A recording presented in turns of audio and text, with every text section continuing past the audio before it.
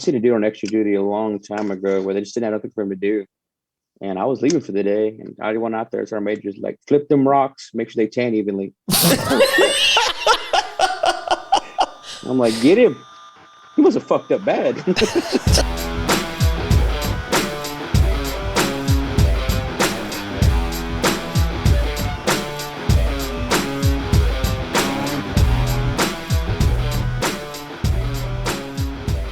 Welcome to Whiskey and Whitetails. This is a bottle kill episode, folks. And if that's your first time with us or first time hearing one, these are pre-recorded for the weeks that we can't get together and do a podcast due to travel or other events. We usually do these with guest spots. So this time, we're doing a bottle pour of the Evan Williams single barrel, killing that bottle off tonight. And our special guest is Ortiz from Snipers Unknown. Are you there, buddy? What's going on, man? What's happening? It's happening. Just getting off work, man. You know, making the money, taking care of, living. That's the move. We're going to get this bottle pop. It's a bit dead one. Oh, that didn't sound too bad. It sounded like an old rum bottle. Yeah. What are you drinking on? I don't know if you heard it before. I actually have my in-laws that are at Berlin, and usually every year they give me something new. This one's called Gilor Single Malt Whiskey. Nice. I think you're the first person to drink some single malt here, especially single malt whiskey. Yeah, on the show. I think he is first. Yeah, you're the first one, so congratulations. Oh, yeah. I like that bottle, the white little container thing it comes in.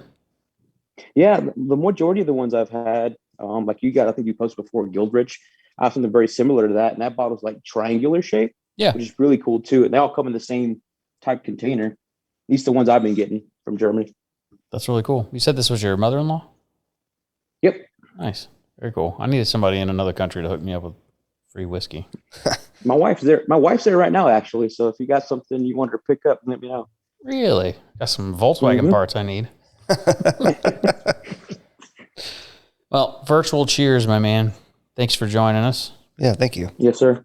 Yeah, no problem, guys. Yum.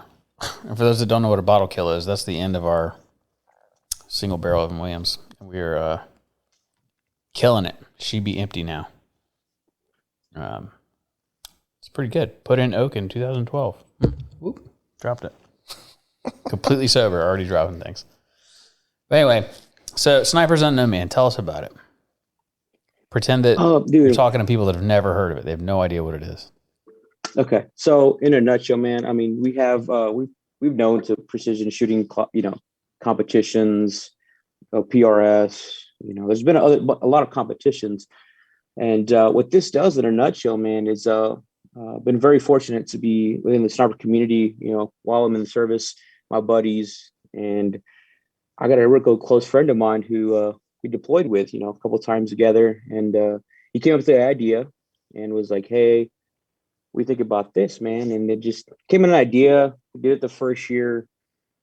And what the event provides is some people are like, "Oh, sniper, that's cool. I'd love to do that someday." And that's the best part about it. We kind of give the opportunity for those who are not in that law enforcement background or that military background to come shoot with their buddy or, their partner, put them through the paces, man, those scenarios, obviously the safe environment. And have a good time, man. That's the best part. Just put them in those situations. Majority of them have been either from something that happened to us or soldiers or military members who've gone through these situations and kind of put our own little twist on them to have these guys shoot them for 2 days straight. And that's the reason that, everybody knows our resident Green Beret here. He's the one that turned me on to you for that reason, because it's more than just laying on the ground shooting at a fixed target that's a known distance away. It's actual situations. And some of your pictures on your Instagram, you have guys sitting on a roof, like shooting over a rooftop. And so that's where that came from, is true team stories or, group stories. Yeah, he actually probably knows a few guys that probably come to our events. We're pretty heavy on the soft side. And yeah, man, if we had a couple guys come out with this, bringing the mats out, laying them out, good luck to you, man. You might not even need that. Yeah. You know what I mean? I think it makes the competition a lot more interesting whenever you're dealing with additional variables that as a shooter or a spotter you have to take into account. Without giving anything away for competitors, can you give some examples of maybe stuff you've done in the past that maybe you're not repeating? Oh yeah, no problem. Far as repeating, man, we have not repeated anything. Cool. And that's the goal we try to have. Every time someone comes out, it's not the same thing. Good. That's cool. And in a nutshell, man, what I like about it is people with the most sniper backgrounds, they kind of be so reliant beyond being an optic or behind a long gun. Mhm. So we kind of twist it up. What about the close engagement? So you're looking at pistol engagements and rifle engagements, looking at from zero to 1400, 1500 meters, Okay. or yards, I should say. So you're not going to know ranges. You're not going to know where targets are. So it's kind of very, what's the word? You're coming in adapting, man. So we say go or contact or whatever RO decides to say, you're just adapting, man. You're not going to know. Yeah. You could be going. It could be against one of these are in buildings where you come around the corner and it's like, oh shoot, there's 8 steel targets, pistol engagements. You know what I mean? Now Right. they're slinging their weapon to the side and going to work with a pistol, or they go around the corner and there's nothing because all the targets are 800 to 1,000. Yeah. You know what I mean? So it's very you got to pay attention. Target detection is huge. Being aware of surroundings is very, very important as well. So in a nutshell, man, adapting. That's how I feel about that at all. Most of our stages ran. Do you run it like we ran missions in Afghanistan, where you have like the morning meeting to discuss what, the average layout of the area and who we're looking for or why we're going there? Do you run it like that, or you just say, here's the door, walk through it? So every time they go to a stage, you have an RO, which we're pretty proud of our ROs. They're actually they're the same background as you, my man. And majority are from the schoolhouse. Yeah. So they come up to ROs, they brief them. We try to give them something. We want them all to be in the dark. Sometimes we'll give them an azimuth. We'll give them a direction. We'll give them one, what the target looks like, or a left limit or right limit. We'll give them something. So it's like a guy who's like, doesn't know anything about a compass, and he's going to kind of be lost. Yeah. So kind of like we let them understand. And sometimes we're like, hey, here's a little mini range card. And they're like, what is this? And it makes them kind of like, oh, cool. I didn't know this. I've never heard of it. So it kind of puts them something new. And most of those guys, like we've had guys came from the first year, were on the bottom half of the rankings, and now they're like sitting at top 10. And they train, man. They actually go out and train within qualified personnel to get better at this. And they're monsters now. You can see the big difference in how they love it. And these are just civilian guys, man. They love it. They love the whole cyber community. We treat them like our own, So we try to. We don't want to go full, 100% in regards like, oh, we're giving briefs, op orders and everything else. But we do give them something to help them out a little bit. That's cool that you make them learn pieces that a regular civilian wouldn't think about, like how to read, how to do a back azimuth and running a compass and what grid squares look like. And as soon as you said that, I thought like, what about career law enforcement, SWAT guys, maybe been SWAT for 15 years and sniper, like they're not doing land navigation. No. So like, they may be great shooters, but they're going to bomb on that challenge. Yeah. Yeah. I mean, we think realistically, how far those guys actually have to engage a target. That's you know true. What I mean? So, and like I'm not going to go into detail. We always have like a hostage stage, which we have dudes who crush the whole day, like 2 days straight, and then fail the hostage stage and they went from 3rd place all the way to 15th place. Damn. So you got to be on your game all 2 days. Yeah, it's something too, because most military probably wouldn't know what to do in a hostage situation either. You shoot through them. That's what I'm saying. That's what I'm saying. It's a AP. Yeah, it's a thin wall into another target. That's what medics are for. Yeah. Aim low. That's crazy. So how many years have you been doing this? This will be our 4th year. 4th year. Awesome. 4th year. And have you guys been to GTI out there? No, but I've seen many. I don't remember there's a company on you. There was who were they? They were on YouTube and they do kind of like shoot houses out there. So I've seen like the drone fly over. Truck to Blue. Yep. That's pretty intense. Probably. Yeah. It's a bad nuclear facility, man. It's like Call of Duty. You know what I mean? But in real life. That's the reason that we were so intrigued in this. Is one, we were going to sponsor our Green Beret to go, but he, for one reason or another, which I'm not allowed to say, he's not allowed to travel. So we're not sure if he's going to be able to do it or not. But either way, we definitely want to come and make this part of our like yearly thing. We work a lot with veterans, and it'd be cool to do some stuff like this and get other people involved, and some of the companies that we work with, get them involved as well. I think this, because it's all South Carolina stuff, and the fact that this is in South Carolina, we just know too many people here not to bring them to this event, Yeah, man. And like I think, like I told you, we talked about before. It's like I feel like coming next year, we're going to expand even more. I really like. I'm more of a fan of giving back, and people say, "Oh, that's that much per for team. That's expensive." But as you guys know, to run events, it's not cheap. No. We really don't make anything, man. And like I think I always tell myself, and our team always talk about, is that we always give back, take care of our shooters. They'll come back around. Yep. And I think come next year, man, we'll get more involved with the training, doing more fundraisers for Wounded Warriors, Cyber Foundation, Recon Foundation, and to see what we can do to take care of, the community itself. Well, it sounds like you're putting a really, well-organized, functional, kind of, what's the word I'm looking for? World-class, event. I think we've all at some point paid money to go to some sort of event and found it to be, organized or disorganized, and the whole thing is kind of done with a piss poor, half-ass kind of mentality. But it doesn't sound like that's the case at all. And when you put on a good event and you give people a good experience, they're willing to pay that money to come back and do it again. So yeah, I think if we take care of your people, man, they'll take care of you. That's Yep. Yeah, that's across the board in anything you do. Yep. Yes, sir. So you're still active, right? Yeah, I'm almost done, man. I'm actually going to be trying to head in the East Coast soon in the next few months. I'll finish there and I'll be out, man. Like a last duty station deal over here? Oh, yes, sir. Are you were in the Army? Yep. Yeah. We're out on the East Coast, Right now, again, I'm actually, I should be headed to New Jersey area on the far upper East Coast. I'm trying to get South Carolina, but it's not working out right now. So. There's not a lot of places for people like you in South Carolina. Hippies, yay! No, I love South Carolina, brother. I'm trying to get out there, retire there, give it a couple years, see if it's where I want to be. I'm originally from Texas, so I mean, I don't know, man. I'm just trying to. Everybody talks about when I want to grow up. You know what I mean? Yeah, I'm still there. You know what I mean? I'm just enjoying life. I meant base wise, by the way, man. Not. Oh no! So currently, right now, man, I got a couple injuries. A couple deployments back, so I decided to change. I got magically put on recruiting orders, and I was like, "Hey, man, this is a good spot to do networking, marketing. I learned a lot, and so I'm like, I got a couple years left. I'll just finish here. I'm not deployable anymore. So because it doesn't make any sense to. I mean, I miss it. Don't get me wrong, but I'm also not going to be a hindrance to my guys.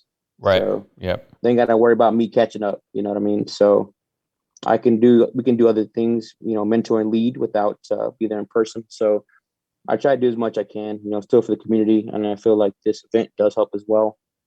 And I'm still in contact with a lot of people. So I do enjoy that.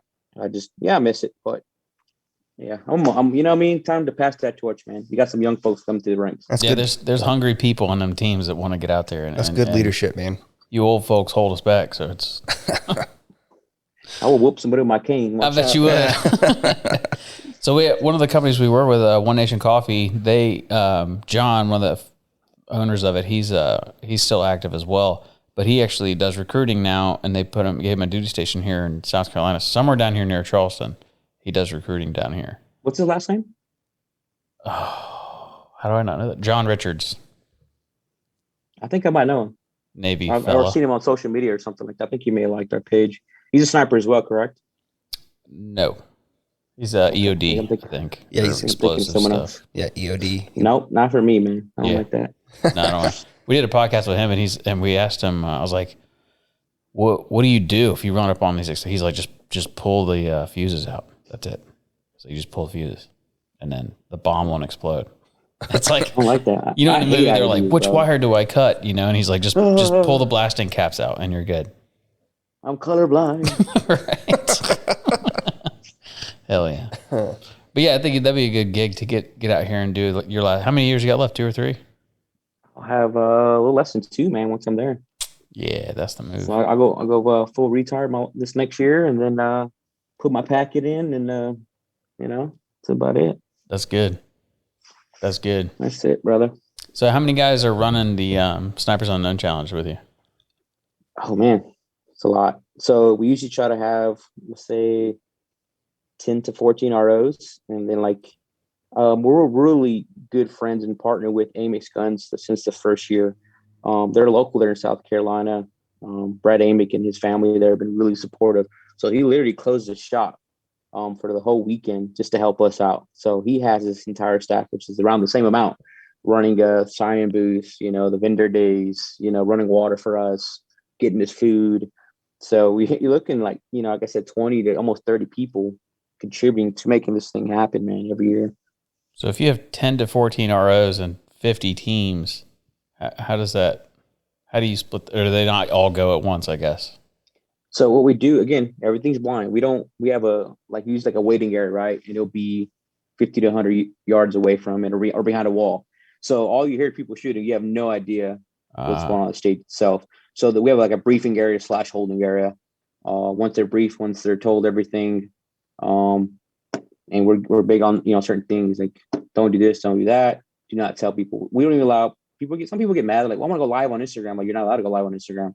You have 40 more teams behind you. Do you know what I mean? So yeah, we try to keep everything as secretive as possible. Obviously, TS and crazy stuff, but we want to keep it fair to everyone else. But staging area, brief, and then when your turn comes up, man, you just come up, ready to adapt. That's about it. So it's kind of ran like typical Army training where you show up as a group and then teams run through, but you can't see anything, have no idea what's going on. Then you just roll through one at a time.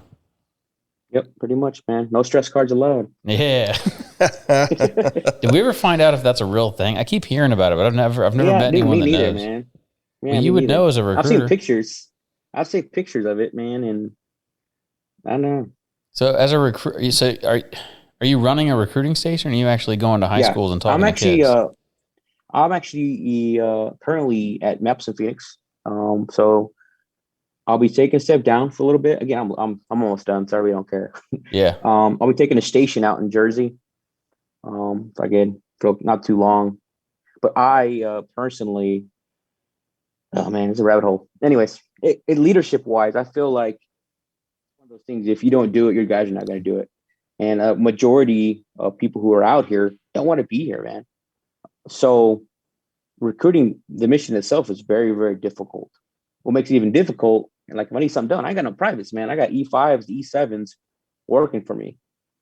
And, we all come from different backgrounds, and I may be very aggressive to at least my style versus somebody else's style. So it's a big clash of different types of, leaderships, and we're all NCOs. So it becomes difficult sometimes to get out there and get it done. So for me personally, I go out to the schools. I go shake hands, kiss babies. You know how it works. We got to build that foundation within our communities to make things happen. And I've been very successful out here. I've been sitting top 10% since I've been here. So my goal is to continue to do that over there in New Jersey. If everybody gets mad at you, just throw your long tab down on the table. Is that what you're doing? No, not me. I'm not. I have no long tab, man. I'm a regular Army dude, bro. Yeah, me too. I just work with all the long tabs. Yeah. I polish your boots.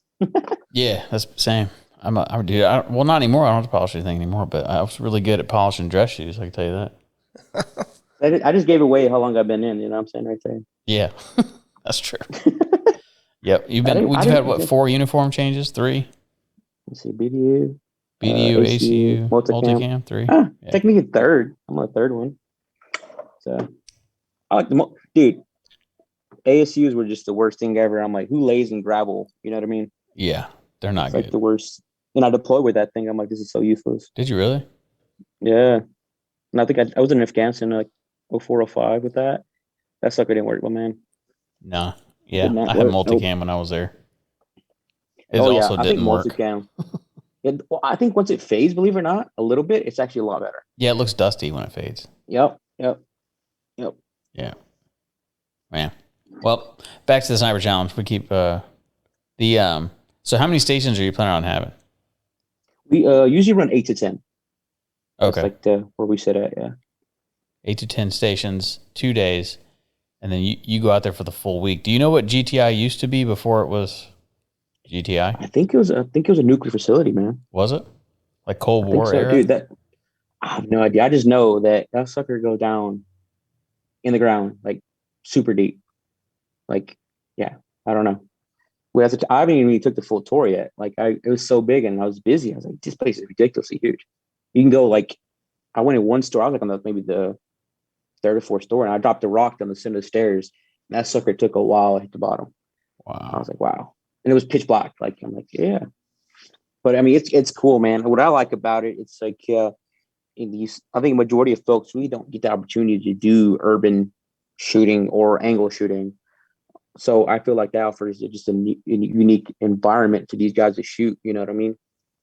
Yeah, that's because it's. I'm trying to think of what other. There's a lot of places like that around the southeast that has like I don't know how the best way to describe it. Like we go to one and it's a full Afghan village, and then across the road it's like like a mud hut village, and then it's a compound from with all those little Russian pop up things. It's like it's crazy to think about all the different training facilities that are down here that people use that most people don't even know about. Because I don't know that outside of Well, maybe two yeah, years ago I knew GTI even existed. yeah. They're really heavy on law enforcement, man. They do have this, sniper training. They have things like that as well. A couple of our guys actually attend their courses. And that's how we initially met them. Is just like, this is pretty cool, man. Like, we've done training with these guys. Um, and then, like I said, majority of their instructors are actually people we know as well, or like I said, some of our guys deployed with or been with at one time. So it just kind of worked out, man. We get along with those guys. We have the same mindset in regards to helping people in training. So it just worked out, man. That's dope. That's dope. Was it? It was at GTI every year, right? No, first year I think it was. I can't remember the name of it, man. It was like some special club out in the middle of nowhere. It was really nice. So like I can't remember the name of it. Cannot remember, brother. But I know the second year was at Rutgers Farm. Good friend of Brad Amix. We just said, hey, here's my farm. You can have and do whatever you want with it. That was pretty cool. Are you guys looking to Not that. change venues every year, or are you Right guys? now, GTI right now is like something new to a lot of people. So Yeah, we're gonna be rocking that for a little bit. There's just so much. yeah, yeah. You know what I mean? And like, even I feel like last year, as far as like, how it was ran and everything, we had a couple hiccups, man, because it was something new. For example, the one of the stages was like on the very top of the building. Like, you're shooting off 8 stories or 10 stories, right? And me personally, like, oh, okay, I carry a deer ring and a pull rope or whatever if I'm going to go in an urban environment, or I just have it attached to my bag. These are some guys civilians. They don't understand that. So to get from one story, which is up a ladder, they had to do a pull rope, and they're like, how am I getting my bags up there? You know what I mean? So Yeah. we lost like a lot of time trying to help these dudes get their bag up. And we Mm. both know it's like, hey, the mission dictates what we carry sometimes. Some of these dudes carried a bunch. They're making it to the third, fourth story. Like, time out, Yeah. homie. I'm like, nah, bro, you got 10 minutes from the go up the stairs to go back up top and get ready to shoot. And some stages we got held up for about an hour plus. Wow. And it just, it is what it is. But again, that was our first time using GTI. So now we know, I'm sure people were like, oh, horror story stairs. And they're going to be like, I'm ready. We have a guys text us and like, hey, dude, here, look at me. They're climbing mountains right now. I'm like, heck yeah, man. I look forward to see you next year. So yeah, it's those stairs are the killer for most people. Oh, the ranges that are set up there, are they set up for just you, or are they ranges that are already there and you're using in the way you want to use them? So pretty much in a nutshell, they have their own setup, right? They do training there. So in a nutshell, pretty much GTI is very awesome and supporting us. So they pretty much got, hey, we got this for you. Got a tractor. What do you need? You got vehicles you want to move. You got this. Here's your targets. And they just let us play. They let us do whatever we want, set up how we want for that weekend. And then when we're done, we just break everything back down. That's about it. But it's pretty much ours for the weekend, man. That's cool. And the people that you have on here, because I was perusing perusing the website, snipersunknown.com. Stalking. Yeah, we never even said it yet. Snipersunknown.com, and then you're on, what's the name of that social media? Snipers Unknown Challenge on Instagram, and I'm sure you have a Facebook and everything else for people that want to follow along. And we'll say it again at the end. But I was looking at your website, and so you have a primary and secondary shooter. So both members have to shoot, and is it one shoots within a certain range, I remember reading, and one shoots outside, and they can't swap that? Or how do you have the team set up? Each stage is different. And like it's different, man. It could be like, hey, you can come into this area with just your rifle. And they're like, what the heck? You know what I mean? And like, they don't know, I need a tripod, or I need a bag, or I need this. So every time it's like, it's just a curveball where like you can come out a door, and it's like a 5 or 4 foot by 4 foot space where you and your partner have to engage targets up to like 1,300. And it's like really hard to kind of get adjusted. So again, it's just not a real, yes, we put stuff on there, kind of like the bare minimum to bring. In regards to like, if they don't miss targets very often, then they'll be all right. If they miss a lot, then they're going to miss a lot. You know, it's nothing that we can't control how they do. We can control the stress level, which is we make it where it's mentally stressful more than physically stressful. If that makes sense. Yeah. We make these dudes think, man. And that's the way to do it, because overcoming stuff in the flies, at least in my limited experience in Afghanistan, being able to think quickly and make a good decision fast was way harder than the mountain we climbed to get to that decision. But I mean, climbing, and then that 1 minute something changes, man. Like that's where that training kicks in. You know what I mean? Exactly. I want to talk rifles for a minute. What's the predominant? Because I know the round that I would bring, and I know the round that I own. But what is the predominant round? Like, you have a round limit, right? I think it was 100. They can have 100 pistol, 100 rifle. I think that's the minimum we put on there. Yeah. Like again, man, like we love to humble people sometimes.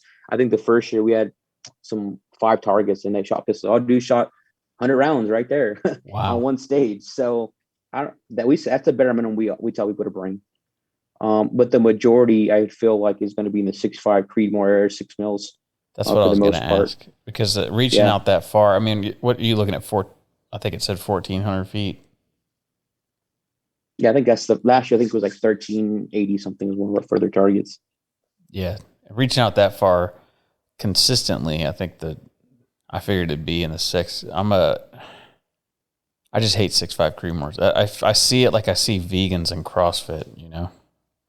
Mm-hmm. I mean, I have a 6XC, so it's rare. I mean, most people don't have it because it takes money into loading. I do all my loading, so that round it's very light, but I'm shooting 2970, almost 3,000 feet per second. Wow! And it's shooting still same hole at 300. So, wow, that's pretty good. I have to. I think I know some. I think my uncle has one of those too, because he's a big 6 mil guy. But I'm a 308 sucker. Yeah, a lot of our guys, man, a lot of our O's, I mean, they're instructors. So like, yeah, you guys are cheating. So, that's you know funny. what I mean. And then like when you miss, like, yep, I guess it didn't help you. Talking shit. Right. That's funny. But yeah, we have a lot of teams come out, run the 260s, obviously military issued stuff. The schoolhouses come out as well, and they bring their guns out too. So the only restrictions I guess we have are going to be velocity and no magnums. No magnums. There's no. I think I saw something about air pistols. Yeah, I mean, just for those people, like, it's a pistol. Like, come on. Yeah. So we put that in there in case, you know what I mean? Just so it's not clear. So if I show up with my Desert Eagle 50, I'm good to go. No, 45 I think is the limit we put on that for ICP. I think your hand will be hurt. Your hand will be hurting after the first day. I couldn't afford to shoot a 50 cal that much. It's like $3 a bullet. I guess we'll go for buck strokes. I guess count those. I guess. Yeah, I can throw it like a tomahawk. I've done that. Just the whips. Yeah, just the whip. Only half it jams all the time. The only way to unjam is throw it at a tree. Don't do that at home, people, or do. I don't care. And the gold, man. Yeah. In the rules, it says it talks about a primary and secondary shooter. And the primary shooter taking, I guess, all shots over, is it 600 yards, and secondary taking shots under 600? Is that right? So again, we do put vague instructions on there as we, and again, people are like, I hate that. I'm like, again, and the thing is, there's different categories of type shooting in regards to the long range, which is PRS, right? We know Okay. that's one that's very popular out there, which gives you ranging to targets, distance directions, and it's basically a time hack. Use our time hack is usually 5 minutes long.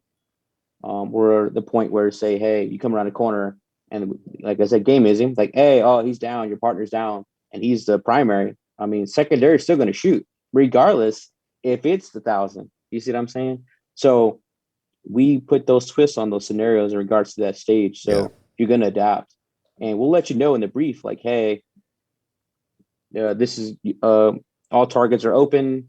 You know what I'm saying? We'll give you the brief and we'll give you the instructions to clarify everything before you hit that corner, or you go over that corner of the wall, or the height, or whatever it is. Yeah, that makes more sense.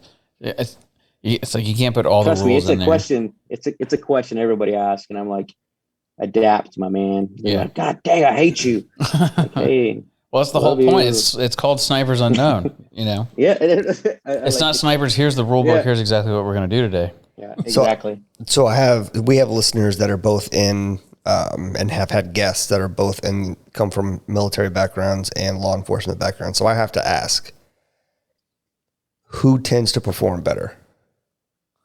Law enforcement or military? Civilians. Really? Civilians. Neither. Yeah. Civilians. Wow. Man. Dude, there's guys have won it 2 years in a row. And man, like I told myself, once I'm out, I'm gonna go seek out these guys and go do some training with them. Like, as we know, range estimation is huge. Like, if I'm going to take my rangefinder away from you, and then you got to gauge all the way to 850, yeah, and you're just like, and I might even give you even numbers. You'd be like 125, 210, 336, and 575, and then 750, and then I'll stack them offset. So like the 750 looks like the 800. You know what I mean? And these dudes are not ranging or anything. Range estimation, man, and sending it first round impacts. You know what I mean? That's impressive. They're nasty. And I'm like, I'm just glad they're on our team. You know what I mean? I just wish they wouldn't. Dude, I would have easily wrecked shop downrange. You think military and law enforcement rely too heavily on their tools, and they don't think about it when they get there, and they're like, shit, I don't know how to free range. You sure these aren't like ground branch guys from CIA that are saying they're saying they're civilians? Or Department of Energy people? These guys are world-class shooters, man. They attend a lot of events. They get out of the comfort zone. Yeah. And that's what I like about these guys. They're very involved in, the long-range community. Majority either work for some kind of they work for Night Force, Proof. Those are the guys. Those are the guys I'm talking about. And they that's their job, man. Yeah. They're living and breathing those that products, stuff. put them through their paces, and they train. Like, this guy, every time I see these guys, they're winning. You know what I mean? They win ours too. So, and it just shows that the training works. They put themselves through those situations, and sometimes they win, sometimes they lose. Majority of the time they win. And I've seen them perform, and they're good. They're a good team. That's the key word right there, man. It's team. Yeah, for sure. Is triple canopy still a thing? Do they show up to that? I don't know if they did. I don't think they told me. Yeah, they probably wouldn't. I just wondered. I don't know if there's triple banana. Go with the same banana split. Yeah. The other one was Department of Energy. I think the Department of Energy holds the record right now for the longest sniper shot, target on paper. That's crazy. They're actually very close in that vicinity. Because they guard those nuclear power plants, so they have to be able to shoot somebody that's a mile away. Yeah. There's Department of Energy and IRS, and there's some really agencies and departments within the government that have positions. I'll just call them positions or jobs that you would not think that they have. Yeah. You would not think the Department of Energy has a long range sniper. It's also like they have you in a cyber school, you have identifier or whatever. It's not particularly your actual MOS or your career field. You know what I mean? Right. So that's actually done within the police department itself. So some of our, like my buddy, he's done those as well, where he's gone to multiple courses. Like the CIA has one, the FBI have their own, Homeland Security has their own. Mm-hmm. Sheriff's departments go through their own paces. They all have these selection process for all these agencies too, and they all offer different types of training. So a couple of our guys do that, and they do, helps them out. What do you know the difference? So in the Army sniper school, there's two of them. There's the one Yeah. for So what changed now? it did. Yeah. So actually, that's much again. Some of our guys that work for us are actually instructors there, and that's why I'm saying I'm very proud to have those dudes on board, man. They That's make awesome. things run smoothly. None of the BS. I hit the target. I seen it hit. Dude, you hit the pole. Yeah, You know what I mean? this is It my don't job. count. We see trace. Yeah, we see trace. And like people like that. Like I think at first they try to. I think when my first shot I was RO in the stage, and the guy's like, "Hit! I heard it." I'm like, "You missed. You hit the pole." He cussed me out, and he kept shooting. And he's like, "You're gonna give me that point?" I'm like, "No, I'm not, sir." And he smiled at me. He's like, "You're good at what you do, man. Appreciate you." And I was like, "Damn you!" And Yeah. I saw it hit pole too. I was like, he goes, "You called the miss before I even hit the impact." I'm like, "Yeah, man." He's like, "Good job, man." Shook my hand. That was it. But he tried to get by on me. So That's the stuff I want to see. I'm sure that you won't let us come down there and hang out while people are shooting, but if you did, we'll see. Maybe we'll try to work something, man. Again, with a demo range too. Maybe we can get you out there and check out some guns. I'll Shoot throw some my pretty cool range guns out officer there. on my hip and throw a boonie cap on, pretend like I'm one of y'all. And a PT belt. Yeah, the PT belt. Yeah, that's right. That's right. Yeah, we definitely want to come out there and look around the place because it looks cool, and we're both super interested in the topic. And we're definitely not snipers, but we're as deer hunters and looking through scopes and stuff. We spend a lot of time doing it, just not anywhere near the level that you were doing it at. But we're interested in it. We like it, and I love hunting, man. I mean, I bet you're good at it too. Dude, rifle's easy, bro. Bows are rough. Yeah, bow. We do a lot of bow hunting. Yeah, we do a lot of archery and bow hunting. It's way more challenging. And that's the thing is our long tabber, he's picked up a compound bow because we've been telling him like anyone can shoot a deer with a gun, from any distance. Like he killed a deer last year and I gave him a bunch of shit for it. It's like, dude, you were 500 feet away or 100 meters away inside of a blind wearing all black. Like the deer had no chance. It walked right out to your corn pile. I was like, do it again in a tree 10 feet away with a bow. So he's taken it to heart, and in 2 months, he's worn out the strings on his bow. Yeah. Like he shoots every single day. Every day he shoots, tags me in his group, like in his grouping of arrows. But it's like, yeah, bow hunting's hard. It takes serious effort, and it's but it's kind of like it's the same. It's not the same, but it's like the drills you run through before you pull a trigger. It's the same drills. Correct. Yeah. The best part about it, man, you have it gets you out from the prone or you're sitting down somewhere. You got to stand up. You got to shoot. It takes a little more. People don't understand. I got some big old meatheads. Like, pull your bow back. I'm like, ugh, and they poop themselves. Yeah, it's different. It's different. It's a lot different. It's a different type of pull. Yeah, you tell them to point it at the target. Don't point it up, and pull it straight back. Don't let it move, and they can't do it. These big, strong dudes can't do it because it's not a muscle they're used to using. Yeah, you can do pull-ups all day, but pulling it straight back. Yeah, can't do it. They have to arch their back and dip their elbow real low and bend in the knee for some reason. Yeah. Shout out to my buddy. I had a buddy try to pull it back. He's a big old meathead, and I'm like, "You need a spot, bro?" He's like, "Shut up, leave me alone." Yeah, it takes practice. Did you hunt growing up? Have you always hunted, or? I actually started around 2002, man. Okay. So my ex-wife, believe it or not, her family is big bow hunters, man. Like, man, so much. That's all they don't even like guns. Like, bow only. Her uncle builds bows by hand. Oh wow. Recurve, stuff like that. They got me pretty involved in it, and I killed I think I went my first year. I went like the whole season, like 2 months, and like the last week I killed something. And ever since then I've been hooked, man. Like awesome. I shot a deer at 5 yards, bro. 5 yards, and they went like 10 feet, and it was just like, wow. Like it's slow-mo, Yeah, you see the arrow, you see the triangle, like the blood. I'm like, oh man, wow. And I've been stuck since, man. It's a whole different process when you learn how to shoot the bow first, right? And you build up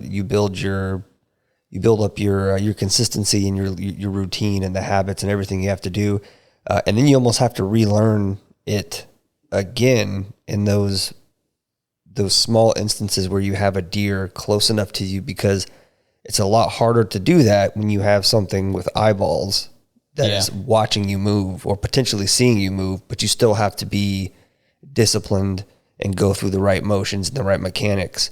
It's a lot different at 5 yards, 10 yards, 15 yards than it is, sitting in a tree stand or laying prone with a deer 100 yards away or 150 yards away. Not that that's not hard, especially when you get in the backcountry, right? And you're having to hike up a mountain and shoot an elk or a mule deer from across a valley or whatever. That's not that that's not difficult. It is. But for whitetail, especially here in South Carolina, you're not taking shots beyond 100 yards very often. So, Dude, out here, bro, I think everything I shot has been 50 plus. It sucks. I missed the biggest deer of my life this year. I'm like, I've never missed a deer. Maybe I was just nervous. I don't know. I'm going to blame it on the new rest I got that week. So that's it. I'm sticking to that. I actually almost fell off a mountain and I messed up my rest. So I went and got it swapped out and I zeroed at 20 and just, I'm out. I went the door and hunt that next weekend. Yeah. Shot a buck right between his horns, man. Right between his horns. I'm like, what the hell? And then I'm like, maybe it was me. I missed. It happens. And then I went out, shot. I mean, this year's probably 180 plus. I shot in the exact same spot I missed at the buck. So I think my bow was just off. But I mean, you live, you learn. And guess what? When I move, I'm going to start hunting again. I'm going to have to reconfirm everything again. May have to get a new bow, or I want a new bow. So I've had the same bow for a while. So yeah, man, I'm I got to redeem myself. I don't know how that feels. I had a shitty season last year. I ended up, I shot a deer the first night, my first sit, and it started pouring halfway through the sit. So I shot the deer, had to drag it out in the rain, and I fell with my rifle, and my rifle hit a tree, and it messed up the scope. So I had to get everything, re-zeroed, and for whatever reason, after that, my rifle was just not the same the rest of the season. I would shoot it and it would be fine. I was shooting a fine grouping. And then I think what happened was because I missed a deer after getting it all dialed back in.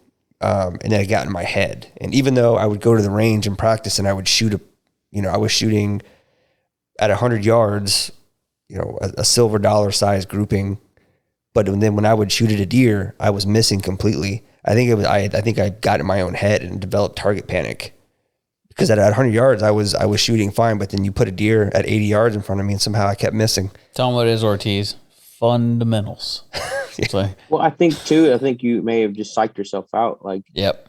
I've done it where, you're training one of your soldiers and I don't know if this guns aren't, and then you get behind it and you shoot well with it, and the kid's like, "What the hell happened?" I'm like, "It's called you." Yeah. And then you gotta walk them through it, man. And he may have been nervous. He could have been tired at the range. There's been, I don't know if you know, Chris Cobb read his book. He was on his last call at the schoolhouse and he was shooting like shit. And the instructor's like, "What'd you do yesterday? What you killed yesterday?" And he's like, "Oh shit, I had chew in my mouth."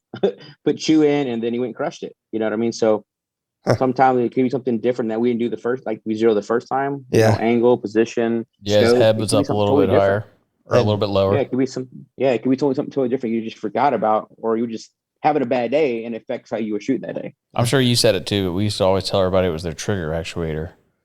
The flux capacitor. There your trigger actuator's all fucked up, and they'd be like, "What's that?" Like your index finger. You're pulling it too hard. Yeah. Straight back, my man. Straight back. That was the best thing, is taking officers to the pistol qual and they can't shoot shit. And they're like, "I think the sights are fucked up." I'm like, "I promise you they're not. Promise you they're not." Yeah, then they clear the clearing barrel and they shoot a hole in it. Every time. It happens. We had somebody clear a Mark 19 or a Mike one time, and it wasn't cleared, and lobbed it over a fence, and it was like, there's a village over there, so it's, you gotta go look for it. Yeah, it's like, you can't let it not, it didn't go out. It's not like you can't just let it lay there. You gotta go find it, man. You're in trouble. I've seen now. that before. Same thing. Yeah. They were actually the clearing barrel, and then we're sitting there clearing. You're tunk, that shink sound it makes. Yep. And you're like, "Oh shit!" Yeah. Everybody looks around like, "It wasn't me. It wasn't me." And you look in the church, the guy's like mouth open, like, "Oh," and like, "Fuck, load back up." Yep. Turn it around, because if the thing don't go off, it's sitting somewhere waiting. Yeah.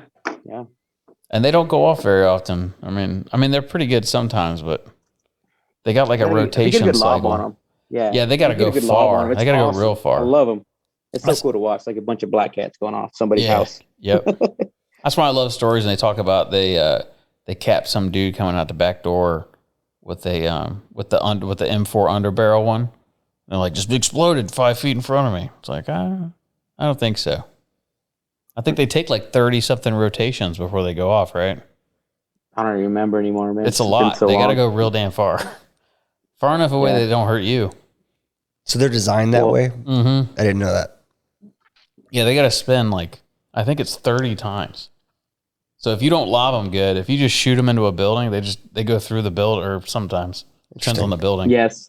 Yeah, if you're close, it'll just like the mud huts, it'll just lob itself in there, just a bunch of big holes in it. Yep. Then you got to go get them, because if you don't, they'll get them and they'll wire them up and they'll use them on you. Blow that sucker in place, man. It'll be a good fireworks show. Yeah. Yeah. Yeah, I don't think. Drop a 155 on it, and then it's no big deal. I mean, I'm a fan of shooting far away, but there's nothing like dropping bombs on people.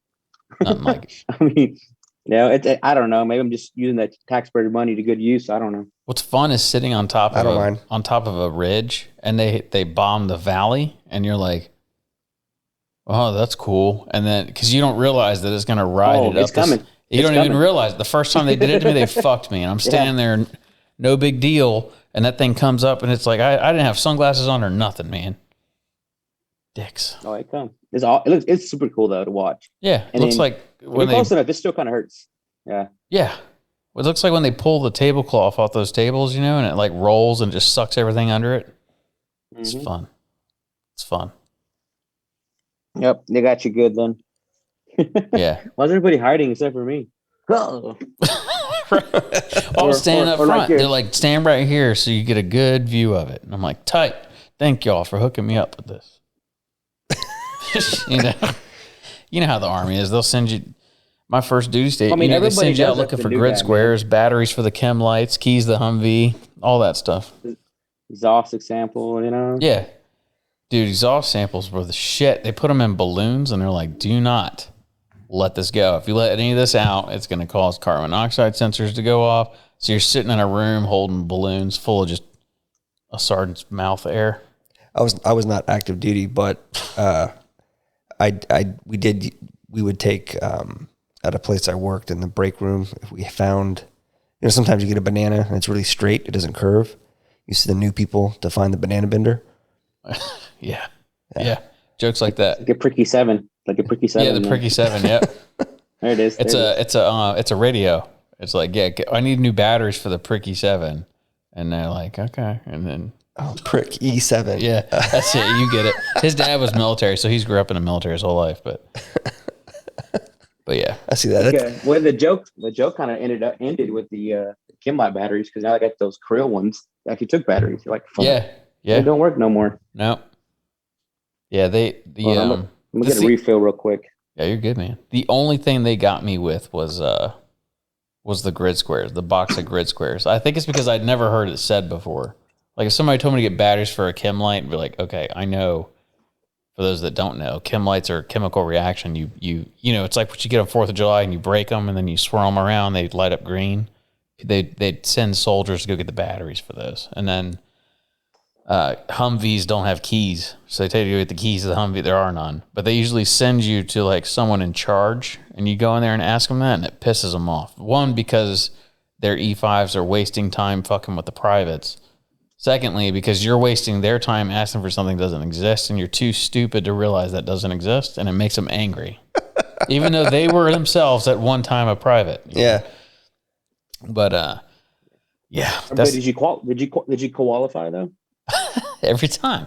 I do. We did what's the what's it called when you put them in the sand pit, in the volleyball pit, and you qualify in the volleyball pit? It was shit. Okay, I know what you're talking about though. I can't remember what it's called, but that's a lot of fun too. You convince people to like basically smoke them till they puke, and then it's like, in order to be like, we're in the Army, we leave no trace behind. So you got to pick your puke up and put it in your pocket. Nice. And so you have these like going into staff duty with puke in their pockets, covered in sand. Oh my God. And yeah, nobody ever gave me scissors and told me to cut the grass though. That never happened. I've seen a dude on extra duty a long time ago where they just didn't have nothing for him to do. And I was leaving for the day, and I went out there. So our major's like, flip them rocks, make sure they tan evenly. I'm like, oh shit. I'm like, get him. He must have fucked up bad. That's really good. That's really good. That's the only thing that I miss about not staying in. If I had done 20, 25 years, the things that I would have to be able to tell people to fuck with them. Like that's the only thing I think I'd miss that I'm missing out on. Yeah, I'm a creative motherfucker. Yeah, I bet you got a bunch of them. Oh yeah. Did you ever want to be a drill?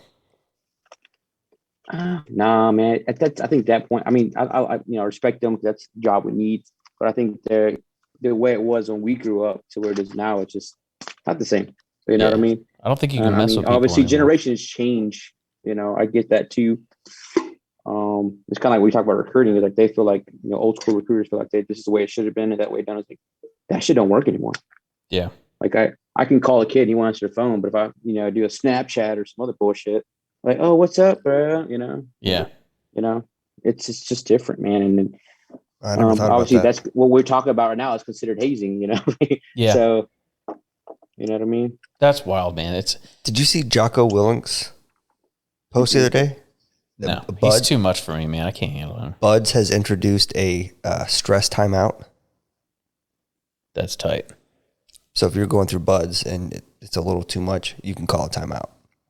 And you can go to the side and the medics will make sure you're okay. So I'm just going to go ahead and say it here. So we're not political at all. But one thing I will proudly stand up and say, I don't care what kind of trouble it brings me, we are destroying the military, destroying it. We used to be a country that was feared, and now it's like you can have stress times out, peace cards, and like if someone hurt, you're not allowed to haze people. Being hazed builds character.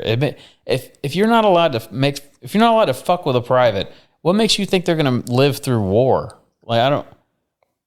It's like all this stuff. It goes back to the thing. It's like the thing too is like when I had my soldiers and they hated my guts, as E5, and while we walked up this damn mountain for no reason for PT, those stupids aren't. And pending, I already been in Afghanistan 04, 05, and I know how much. Doesn't matter how me running 12s and 13s in my 2 mile, I still was hurting. Don't mean shit. What I'm saying? It didn't mean shit to you. The elevation change, and it wasn't until after they became sergeants or whatever it was that I wasn't really an asshole after all. You know what I mean? Yeah. But I think too is like the people are not standing in anymore to kind of get that experience to determine like why we did what we did. That's another issue too. And I think the good people we do have and are leaving.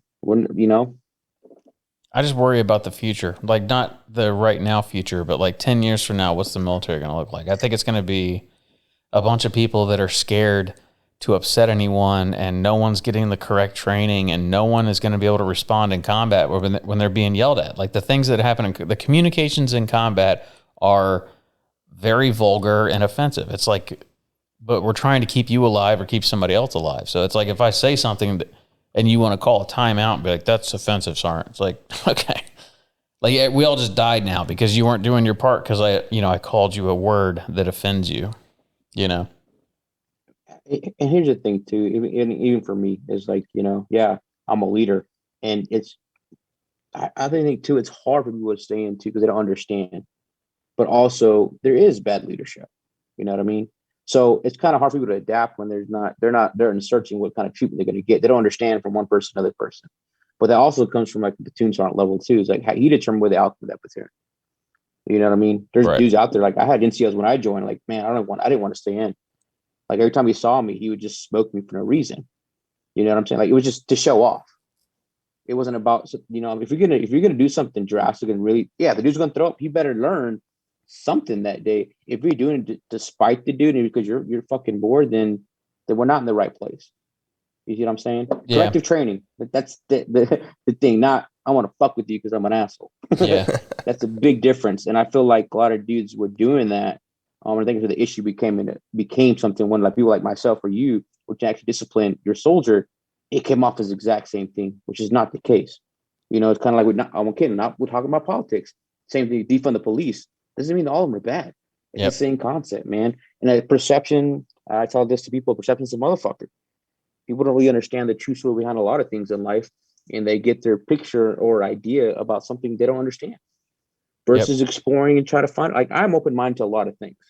You know what I mean? And I'm I got to figure that out before I judge this person, and before I, get all mad about things. Like I told you, I get bothered by very little, because it doesn't affect me personally or my family or my finances. So it's all good. If I don't want to write checks and everybody's mad about it, I'll just invest it. I'm cool with it. You know what I mean? He's going to give it to us anyways. Yeah. Yep. I think that's a war thing. A lot of people that come back from, not necessarily deployed overseas, but people that come back from war, experience war, like the things that bother you, it's very low. I used to get bothered by everything, but now I realize that there are things in the world that should bother you, and then most of it shouldn't. And to spend time being bothered, I mean, it just stresses you out for no reason. There's just no reason to be concerned about it at all. Life's too short, man. That's exactly right. For some people, it's shorter than it should be, but well, shit, man. That's we're coming up on an hour here, so let's October 23rd.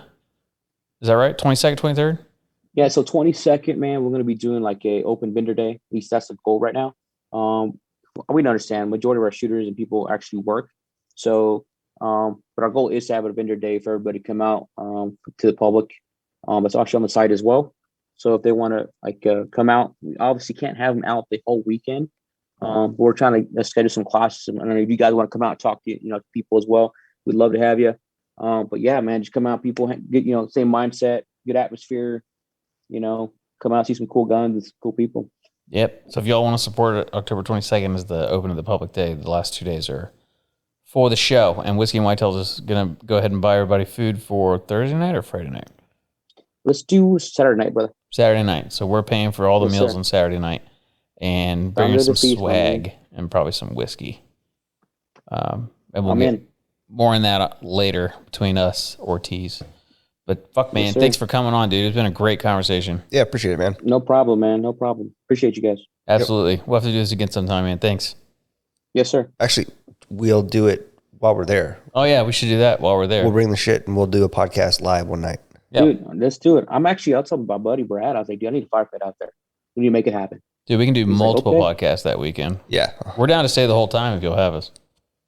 Yeah, man. Just before it gets crazy, I would definitely go to GTI's website for you guys. I would do it today. They do have rooming and lodging there. I would definitely jump on that, man. So that's how they do. That's how they get funding for them, helps them out. But it's very limited. So I'd jump on that as soon as you can, man. Yeah, that's what we'll do. And we'll cut that part out so nobody knows. Yeah, they're gone quickly. People camp out, they have tents and everything else out there. Yeah, we'll figure something out. Yeah, that's the move. Cool. Awesome. Yeah, man. You guys have anything for me? Y'all let me know if y'all need something. Or any of your, listeners have any questions or concerns, just feel free to reach out. Yeah, we will. Anybody has any questions, Snipers Unknown Challenge on Instagram. And do you have an good email address if anybody is interested in being involved? Honestly, I'm always at work, so I don't even have time to check emails. But it's like my phone's always on me. And then I always answer most of the social media stuff. That's where I'll be most of the time. My buddy Brad and Sean are on the emails. So if they want to talk to me directly, like social media, probably the best bet, and just say, Ortiz, what's up, man? I got a question. There you go. I go every night to make sure I answer everybody's questions every night. Awesome. Cool. All right, man. Well, thanks again. We're excited, buddy. All right, man. Appreciate you guys. Yes, sir. Thanks. See you. All right, man. Take care. Bye.